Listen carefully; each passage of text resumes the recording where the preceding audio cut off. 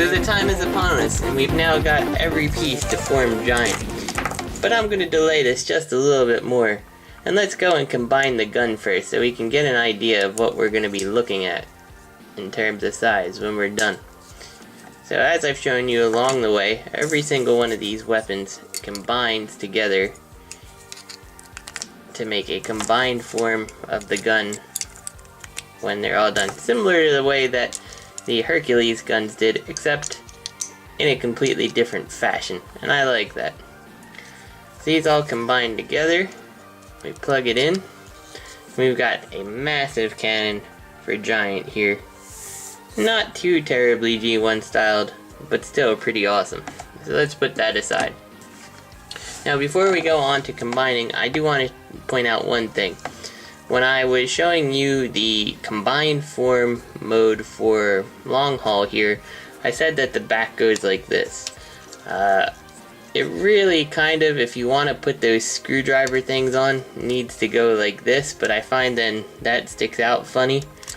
And I just feel the overall aesthetic of the back looks better like that. So the real way is flipped in.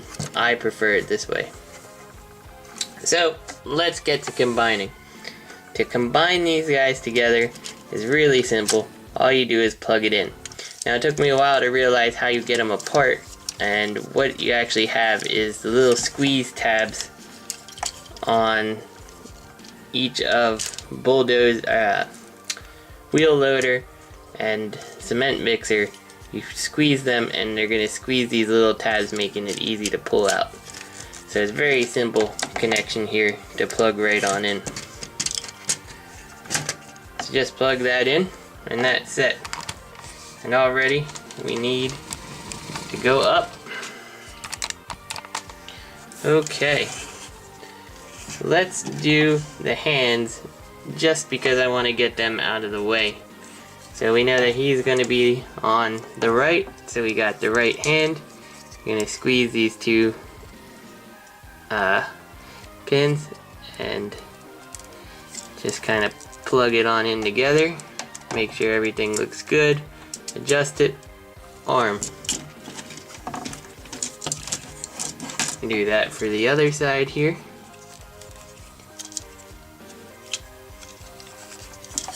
And you know what? Let's make a quick adjustment. I would rather have the screw facing the back, personally. There we go. Adjusted. Alright, screws facing the back again. Take it.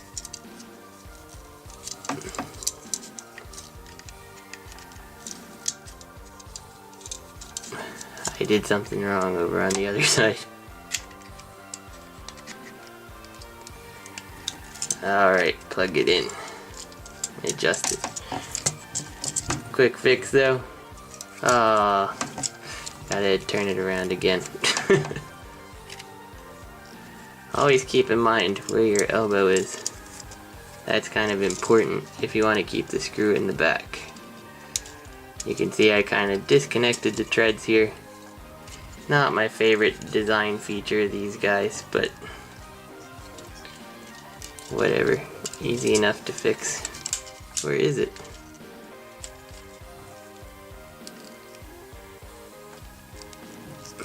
There we go. Okay, so we got the two arms. And of course we've got hook.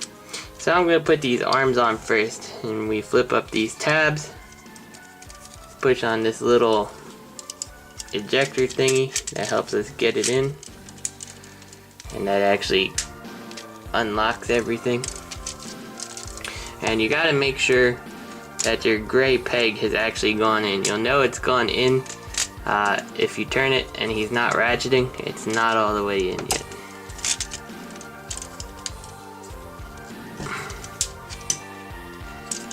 And you'll also be able to just kind of pull it out. Now sometimes I find it's easiest to kind of take this apart to get it to pop in, but you can hear that click. Now everything is ratcheting, so we can put this back together. close that on up. And we'll do that again for the other side. Again, flip up the hatch.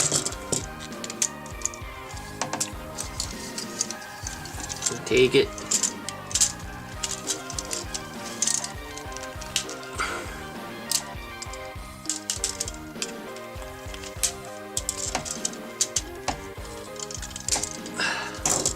Just popped off his forearm.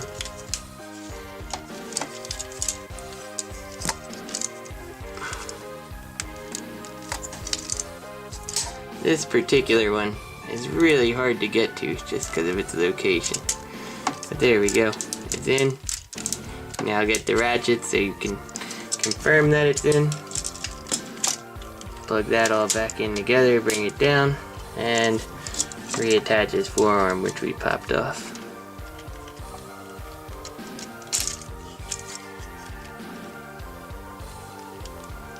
Overall, I find these are very sturdy connections, but they can be a pain. Bring our hook back down here. Leave that like that. We got the face. Then all we gotta do is take this, squeeze these two little tabs, and you're gonna see basically it's gonna lock in on one side, lock in on the other. We just kind of put it together now. At the top.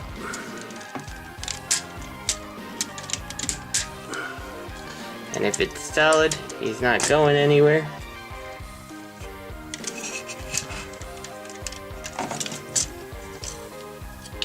And then we finally unfold our chest shield.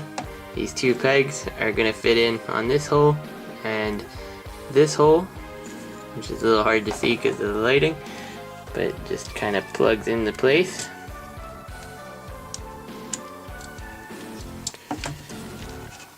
And there you go. You've got Giant completed right there. And he is looking pretty solid from head to toe. Now, someone did point it out, and I can't unsee it, unfortunately.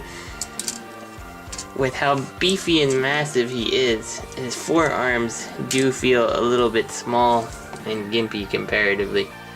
And I am tending to agree with that. I hope there's some kind of addendum pack and we could get some larger forearms.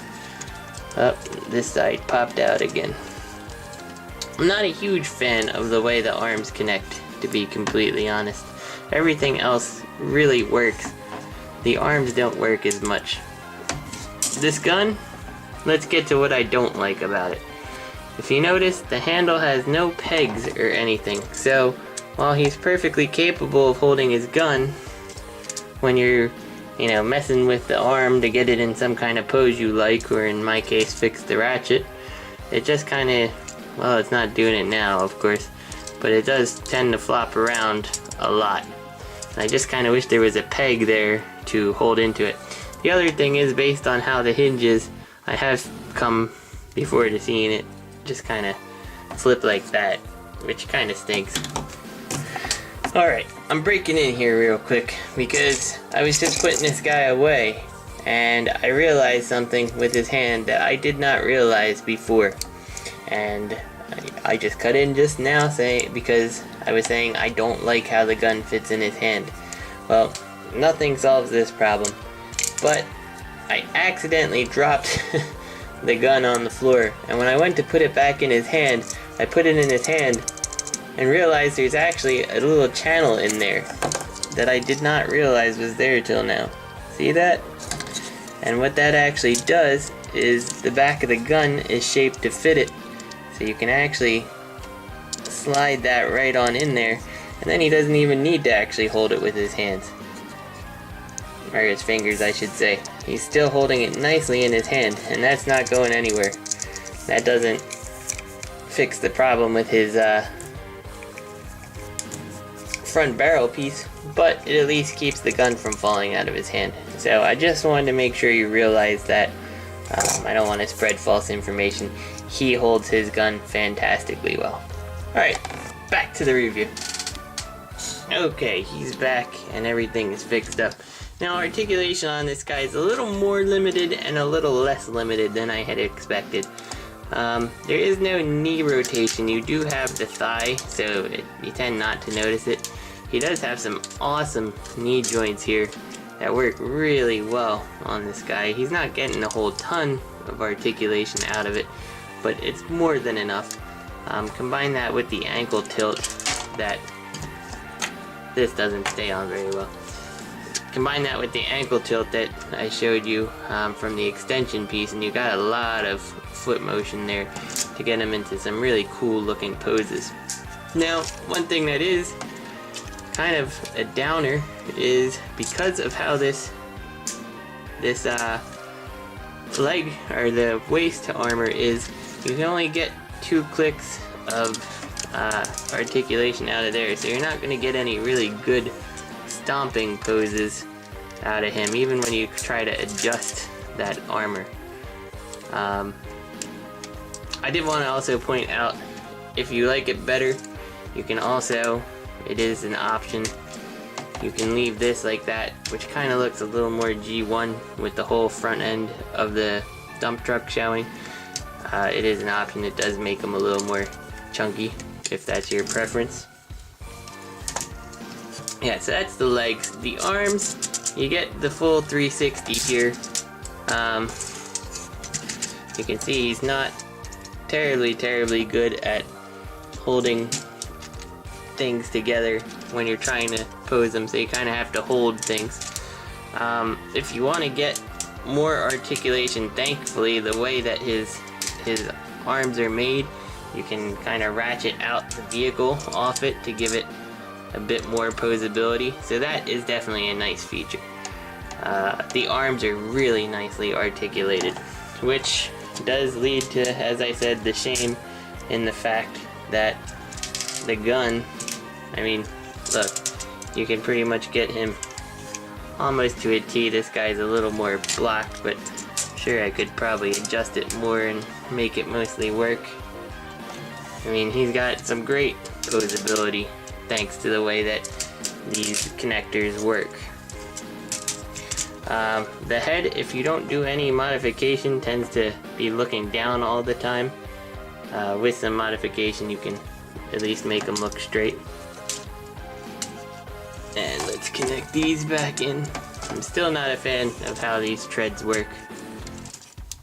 So yeah, you got definitely, though, a lot of upper body posability, more limited lower body posability, and then a chest plate that likes to fly off when you're trying to do things. But that's okay. It looks pretty when it's sitting on a shelf, and that's what's most important. It's weird that it's got this handle here, and I can only imagine that's to make it like a,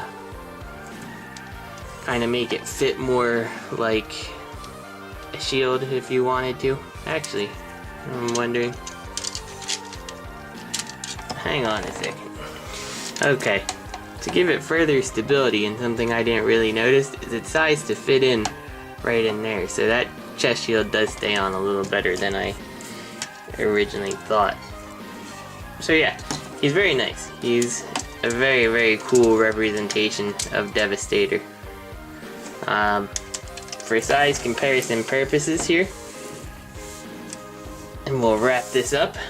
Seeing that he is G2, I figured who better to show him with than the RTS G2 Optimus. You can just see how big he is, and really the scale is beautiful with the G2 Optimus here. The Voyagers feel a little bit big, but this little deluxe Optimus just feels perfectly sized.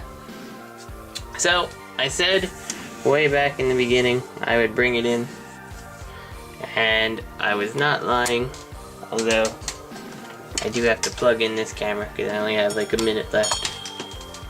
Sorry, technical delay. There we go.